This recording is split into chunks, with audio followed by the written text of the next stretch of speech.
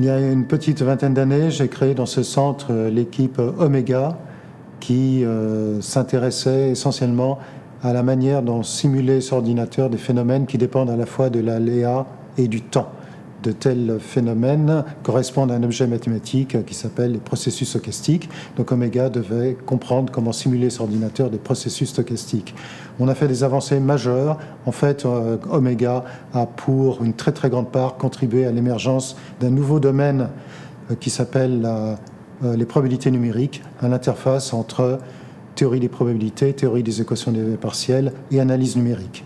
Ensuite, Omega a évolué vers une nouvelle équipe créée il y a une demi-douzaine d'années qui s'appelle Tosca et qui se concentre en amont de la simulation, à savoir la modélisation stochastique. Et les avancées majeures que l'on est en train de développer concernent par exemple les neurosciences, la simulation en météorologie, quelques questions en mathématiques financières et des questions assez dures à la frontière entre équations des V partielles et théorie des processus stochastiques.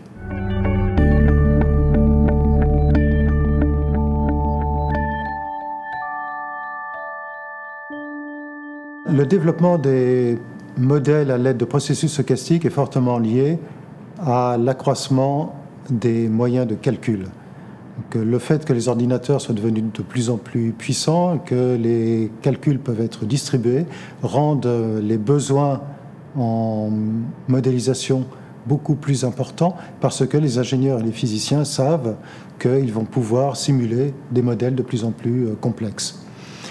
Cela étant, dès qu'on veut modéliser un phénomène physique compliqué, fatalement, il va y avoir des erreurs de modélisation. Il va y avoir des parts de modélisation qui sont inconnues encore aux modélisateurs. Et on s'intéresse même à des phénomènes qui échappent à toute idée de modélisation mathématique, par exemple les comportements humains en économie.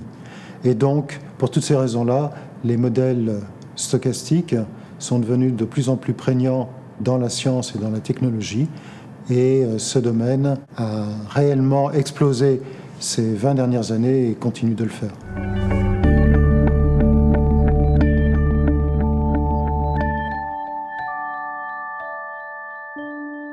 Les grands problèmes qui restent presque vierges d'avancées majeures concernent les grandes équations de physique.